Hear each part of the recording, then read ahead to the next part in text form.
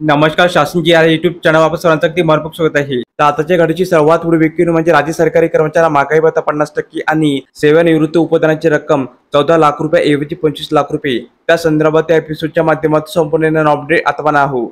तत्पूर्वी मी आपण सांगू इच्छितो आपण चॅनलला सबस्क्राइब करा, लाईकच्या बाजूला अत्यंत अपडेट सहित समजून सुरू करूया।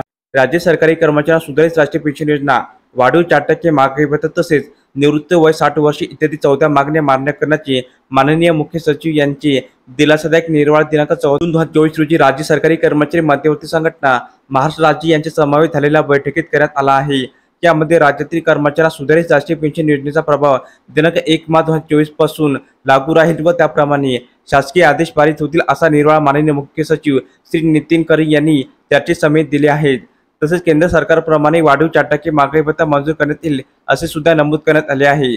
तसेच सेवानिवृत्तीचे वय हे 60 वर्ष करण्याबाबतचा प्रस्ताव मंत्री पातळीवर सादर करण्यात आले असल्याचे नमूद करण्यात आले आहे। तसेच निवृत्त वेतनाच्या अंशराशीकृत भागाची देय रक्कम 12 वर्ष पुनर्स्थापित करण्यात येईल असे स्पष्ट करण्यात आले आहे। तसेच वार्षिक नियतकालीन बदल्यासंदर्भात अद्याप निर्णय घेतला नाही, मात्र विनंती बदल्यासंदर्भातील प्रकरणी माननीय मुख्यमंत्री पातळीवर निकाल काढण्यात जातील असे नमूद करण्यात आले आहे। तसेच चतुर्थ श्रेणी कर्मचाऱ्यांच्या भरतीबाबत संबंधित विभागाकडून प्रस्ताव आल्यास योग्य विचार केला जाईल। वाहन चालक रिक्त पद भरतीबाबत सद्यस्थितीचा अभ्यास करून निर्णय घेण्यात येईल असे सुद्धा नमूद करण्यात आले आहे। तसेच अनुकंप तत्वावरील नियुक्त्याबाबत सध्या शासनाचे धोरण सहानुभूतीपूर्ण आहे, तर प्रत्यक्ष यादीत जास्तीत जास्त कर्मचाऱ्यांच्या अनुकंप नियुक्तीबाबत विचार केला जाईल असे सुद्धा नमूद करण्यात आले आहे।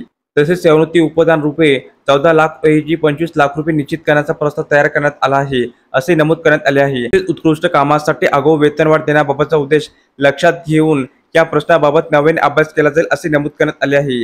अशा विविध 14 मागण्यांवर सकारात्मक चर्चा या बैठकीमध्ये करण्यात आली आहे। तर अशाप्रकारे राज्य सरकारी कर्मचारी संदर्भात अतिशय महत्त्वपूर्ण अपडेट या एपिसोडच्या माध्यमातून आपण पाहिली आहे। जर हा व्हिडिओ वापस आवडला असेल तर चॅनलला नक्की सबस्क्राइब करा, लाईक करा, कमेंट करा आणि निश्चित नवनवीन अपडेट मिळण्यासाठी शासन जी युट्यूब चॅनलला सबस्क्राइब करा, लाईकची बात सुरू करा। धन्यवाद।